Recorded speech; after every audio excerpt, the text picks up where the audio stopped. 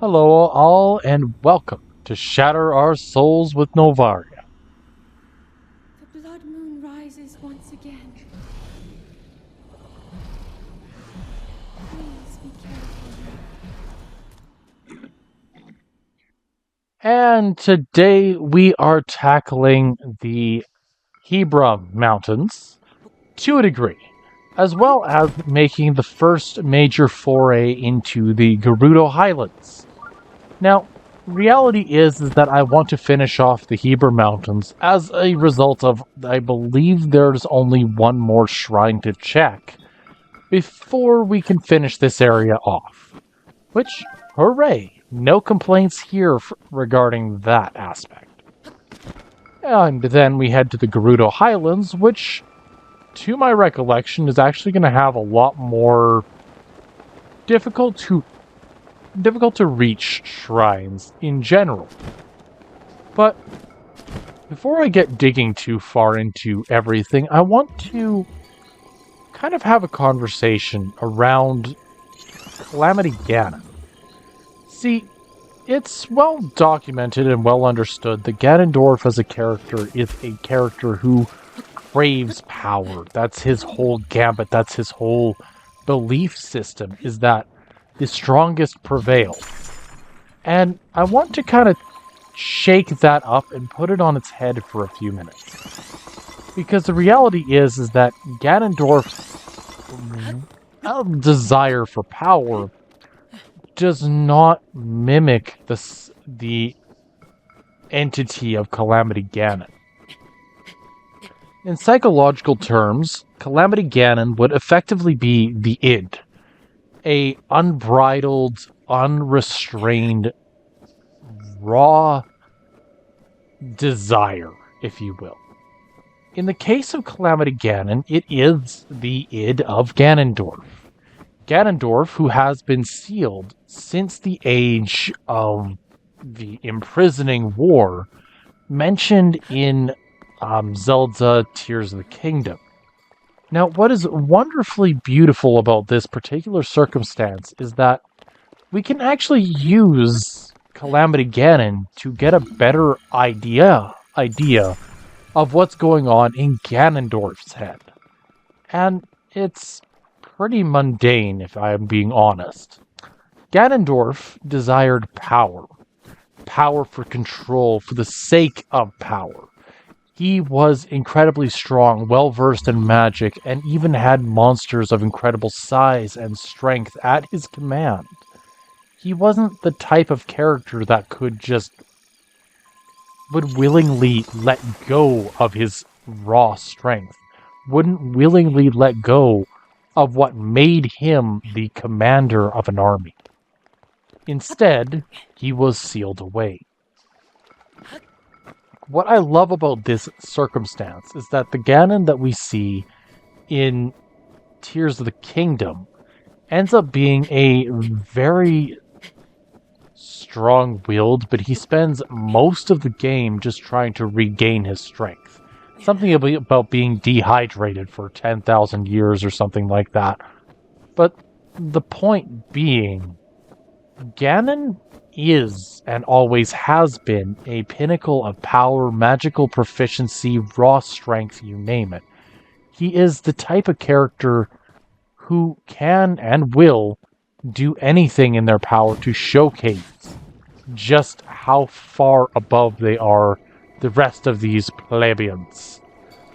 But what I really want to get into this actually has to do, again, with Calamity Ganon. Calamity Ganon is the desire for destruction personified. Now it is, depending on which version of the game you talk about, either malice or blight, if you will. I believe that's what it's called. It's either malice or... my memory's hazy at the moment. But the point being is that this malice, this thing that we can't actually interact with very easily, is more or less what personifies this version of Ganon or Ganondorf. Again, not a huge issue. What I want to get to, however, is because it is desiring raw, uncut destruction, it actually created 4 separate entities. You know, I think I've never actually seen this before. Um, maybe I have, maybe I haven't, but that is a lot of birds. But Calamity Ganon split into effectively 5 entities. The first and most notable, or first one that we would notice as players, is typically Waterblight Ganon. Second would usually be either fire or wind. Third, whichever one you didn't go for second. And fourth is typically Gerudo Valley's Thunderblight Ganon. Now, the reason I want to mention this is that each of these 4 Blight Ganons are kind of a fraction of Calamity Ganon's power. You can tell because, in reality, Calamity Ganon is more of an amalgamation of all 4 of the Blights in one. And what I like about this is that this is an entity, a being, a villain, without a backstory. Very often we end up with villains that have needlessly complex backstories that get into circumstances that were entirely avoidable, or heard something from someone they trusted and twisted it to the nth degree. You don't get that with Calamity Ganon. There's no characterization, or very limited characterization of this entity, aside from its raw rage, its desire to destroy.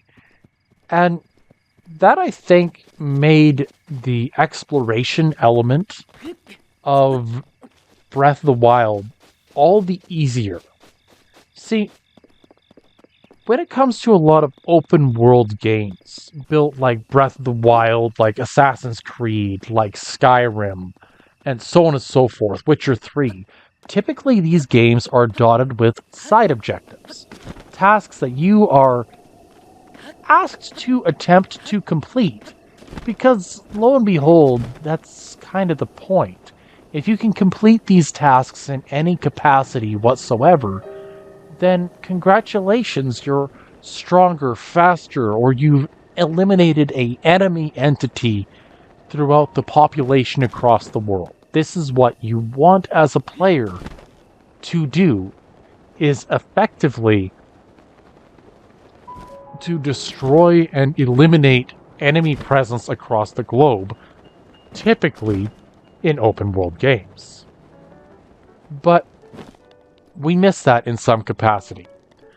Breath of the Wild ends up with this: no matter what you do, you will never truly be able to eliminate all of the enemies of Breath of the Wild.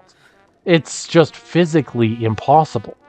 Well, yes, you can go around and destroy every Hinox or Stone Talus within a given Blood Moon cycle.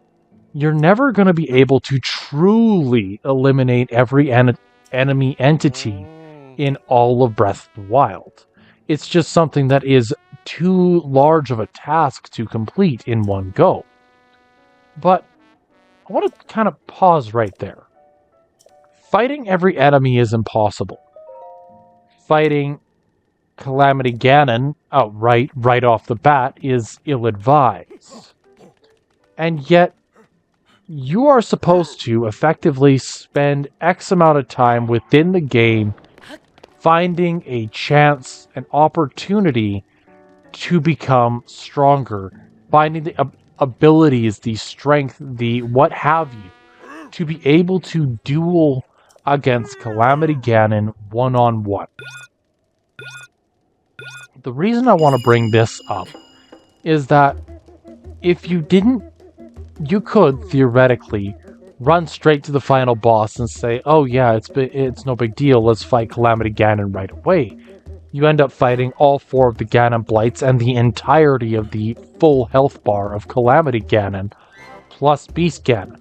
So that's now 6 bosses, give or take, compared to the potentially 2 bosses of the if you've completed all shrines, all of the various divine beasts challenge.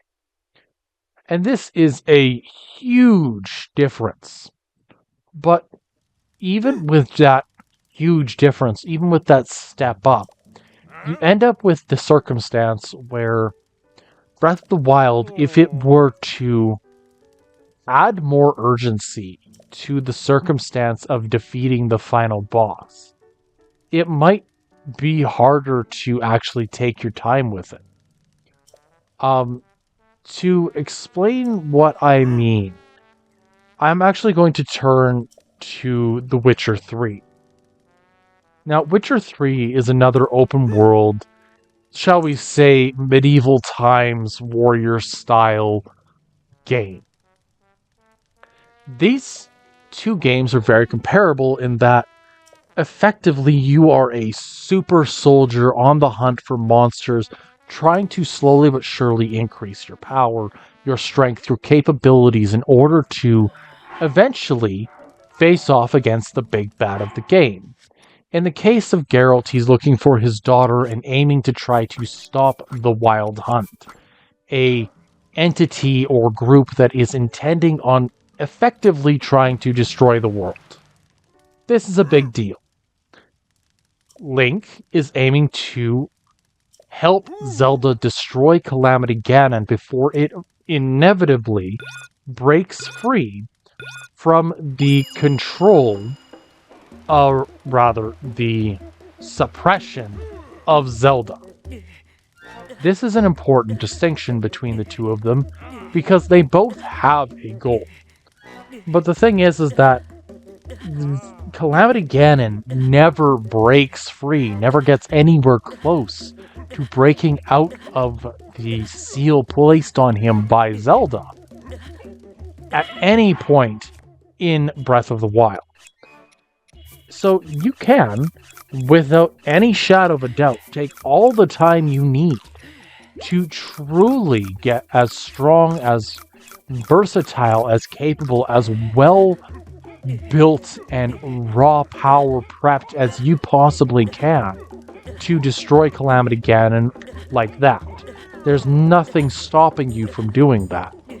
And so Calamity Ganon ends up having more of a, I don't want to say more of a effect.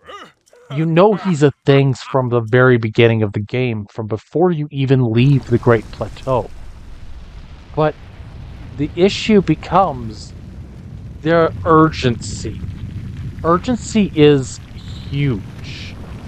Super Mario 64 has this idea that Princess Peach has been captured and Mario must find the Power Stars to unlock doors to get further and further into the castle to eventually find and defeat King Bowser. This is the goal of that game. And that's wonderful. Calamity Ganon doesn't have that urgency. Zelda is, for all intents and purposes, for every piece of information that you gain, she's safe. There's nothing hunting her. There's nothing that, there's nothing stopping you from going, but there's also nothing really driving you to do better, be faster, be stronger than you already are. And this is a huge issue with open world games as far as I'm concerned. Open world games are great in some circumstances. They allow player freedom. They allow for each individual to do something that they otherwise wouldn't, to immerse themselves in a world of the unknown. And this is a beautiful part about these types of games. But the problem with this design philosophy, if ever there was one, comes with the fact that most open world games have a level of indecisiveness in their design. There's this idea that you can stop at any point in time and do absolutely anything. I always found that when I was playing games like Assassin's Creed, where I was constantly going out of my way to find all of the treasure chests, the sea shanties of Assassin's Creed 4, that I was always taking every ounce of time, and what game that was supposed to take me maybe a couple weeks to beat took me months. This is not a negative. This is not something I'm saying is bad, but it is a notable difference in how we approach games in our current modern day compared to how we approached them 20 years ago. See, I'm not going to lie. Back in the NES era of games, video games were intentionally made absurdly difficult, where players would have to engage with the game to be effectively to get a decent runtime, where players could say, yeah, I beat the game and it was a great accomplishment. But more than it just being that accomplishment, it part of what made it unique, entertaining, etc. was the difficulty in and of itself. Modern games have, by and large, lost the difficulty. Because when you end up going from a 2D plane where every single action can be as controlled as possible to a 3D plane like Super Mario 64 or Zelda Tears of the Kingdom, Breath of the Wild, you end up with every action having a very different result. Breath of the Wild, Tears of the Kingdom have gone so far as to make it so that even walls aren't actually a blockade anymore, where players could effectively throw themselves at a challenge and say, what, is that supposed to be hard? Where people can use wind bombs and launch themselves across half of Hyrule, because why not? Or using the bow overload glitch, where they effectively have a bomb in their hand that pushes them backward at Mach speed. All of these glitches were unintended consequences of their design, of the engine the game is running on, and in many ways, shapes, and forms, even just how the developers wanted the game to interact with different physics objects, but done in a way that was never intended. This is, of course, what I personally think to be one of the core identity markers of Breath of the Wild. But it's not hard. Navigation isn't necessarily difficult. I mean, sure, getting from one end of the world to the other might be time-consuming, but as long as you have more than a single wheel of stamina, mountains aren't a problem. You can traverse rivers quite easily. Oh, you having some problems with fire? Let's just eat a whole bunch, because why not? Whereas older games, and I'm going to point at the original Zelda, were considerably harder by comparison to the modern era Legend of Zelda. And this is kind of a good thing, kind of a bad thing. These two games ended up interacting with one another in ways I don't think many people realize. The original Zelda was always designed to be an open world-esque game in general. Your solution to problems was not always directly in front of you. You had to go from A to B, explore, see what the world had around the next corner. Where's the next sword upgrade? Do you need a bow? Do you need bombs? Do you need a raft or a ladder to get across small patches of ocean? These were symbols and situations that came up throughout the original Zelda. And yet, they ended up having this level of, I don't want to call it absurdity, but That's pretty well the best description I have for it. It was just absurd enough that it was fantastical in nature, but it always felt just within that realm of possibility. Breath of the Wild takes that fantastical element to an absurd degree. And yet, it never feels absurd until people try to break the game.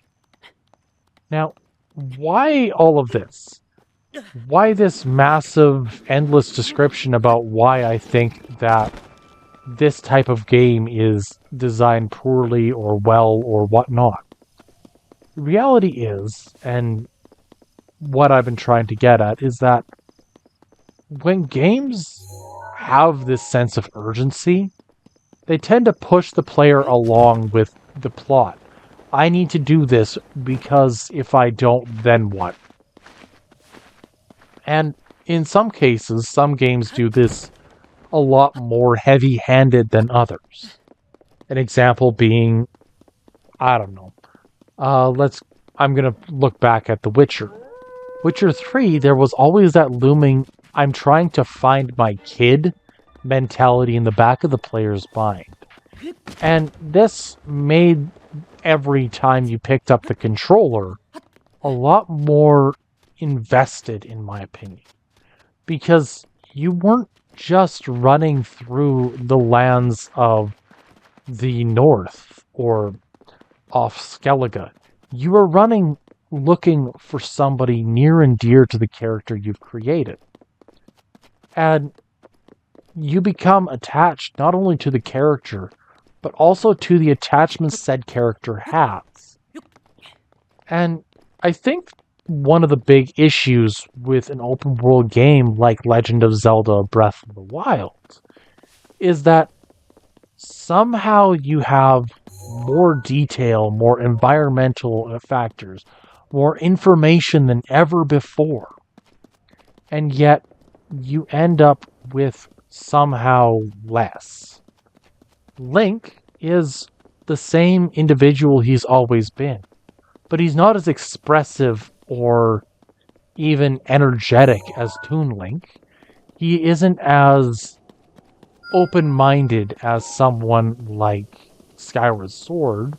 He's not stoic in the same way as Twilight Princess. You end up with a character that exists within this world, but you as the player are pretty much all that is grounding this character to any semblance of reality. Your connection with the world is what drives you forward. Your connection, not theirs. And when it comes to Breath of the Wild, this is a good thing. But the problem is that your connection to Zelda is what's supposed to drive you forward.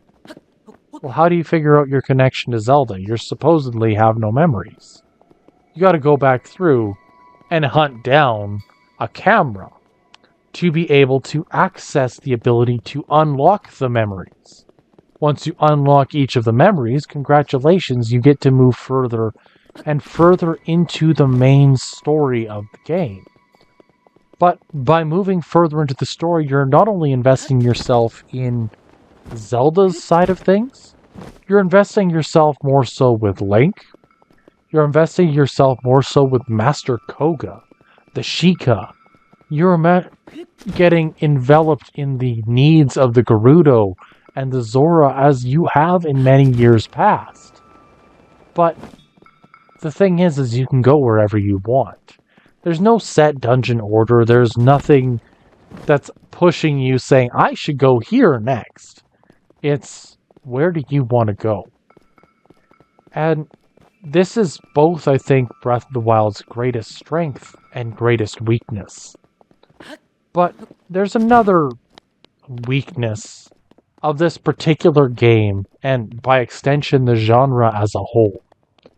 And it's a weakness shared by every single open world style game. It doesn't matter if it's Skyrim, Oblivion, Witcher, Zelda, even games like Far Cry, and dare I say, games like Grand Theft Auto. Once you've completed the main story, once you've beaten the game, what else is there? And this is a really hard point to kind of look at. Because if you look at games like Witcher 3, you could replay the game again for the story. You could replay the game again to find those missing cards you lost, or you missed. You could go through Zelda looking for all 900 Koroks, finish off the collection of all 120 shrines. You could attempt to finish every single side quest, every single piece of side objectives and information gathering that you can possibly do. Read every single piece of lore, talk to every single NPC. And then what? Unlike a lot of, dare I say, older games, Ocarina of Time being one for example, the plot isn't driven by the game's innate progression. The plot is driven by the game's willingness to do something a little bit different and allow the player to make the decisions that they feel they should make. This can be good, can be bad, but again, it depends entirely on your perspective of this circumstance. You can't make something from nothing. That doesn't work. And this world, as a result of how it's built, by how the progression is designed, by how every action is intended and what consequences are expected for it, this game breaks conventions because it's not about where you go or how you do it. It is about everything. It is whatever this game is whatever you want it to be. It exists within the land of Hyrule. You play as Link, this is true. But this game is what you make of it. And open world games generally end up losing their luster because instead of exploration, instead of this desire to discover, you end up in this kind of awkward circumstance, this middleman, if you will, where you're trying to go through and play the game again, but you already know all the puzzles. You already have an idea of what you're aiming for. You already have an idea or an expectation, a understanding, a belief of how it is you are intended to complete the game. I could go back through and I could go to every single one of the various shrine locations, and some of them are outright impossible, as I've said multiple times in this run. But how would I know that if not for experimentation? How would I know this information if I didn't get to this and try to attempt it prior? I need to be able to have beaten the game at least once to attempt a challenge like this. See, open world games, again, greatest weakness, greatest strength. This game takes what is essentially the greatest weakness of the genre and says, we do like this game. We do want this to go as far as we can possibly take it. And you can do things in all sorts of ways. But the lovely thing about this game always comes back to the fact that Breath of the Wild ends up having its entire identity around this exploration, around testing limits, pushing boundaries. That works. Open world work. But the problem is when you get into talking about the various types of puzzles, about where to go next, about how to discover or what to discover, you'll end up in this circumstance that's kind of difficult to explain, in that you, the player, are always going to have a memory of your first time playing, of your first run through the Great Plateau, your first attempt challenging Water Blight, Thunder Blight, or dare I say, Wind Blight, Fire Blight. You're going to have a recurring understanding of how to best every single enemy type in the game, how to one up the nearest boss entity because you can. This isn't a weakness of the genre, it is a strength. It is a problem, one that is a very difficult one to overcome, one that is incredibly hard to stop and say, how do I fix that? And reality is, I don't believe there is. Not an easy fix, at least. Unlike some games, where the solution is, or could be, quite blunt, quite open-minded, straight to the point. You kind of have this circumstance where you're gonna always have something to talk about, something to discover. It's just not always going to be what you're aiming for. Breath of the Wild does this exceptionally well, and in many cases exceptionally poorly. I would argue that as far as standard, average, everyday style games go, Breath of the Wild does the storyline style game better than most. Breath of the Wild does open world better than almost every open world game I have ever played. And part of that is the freedom. The fact that you can take it at your own pace. The fact that you don't have something behind you, nagging you, telling you, hey, look, listen, go here, do this, find that. That's something that makes Breath of the Wild unique. Something that ultimately makes this game different than virtually any other game that has ever come out. And I don't want to say that just for the sake of saying it. I do truly believe there's more to this genre than meets the eye. And maybe Calamity Ganon was intentionally made more simplistic, more easy to read, or easier to understand, to give the player more freedom, to show them that there's more to this task, this job, than meets the eye. Maybe. Or maybe it's just a product of its time. This idea that the game can and will always be more segmented, more unique, more about the exploration, more about just how you approach the game than about the overarching goals. I don't know. Maybe we never will.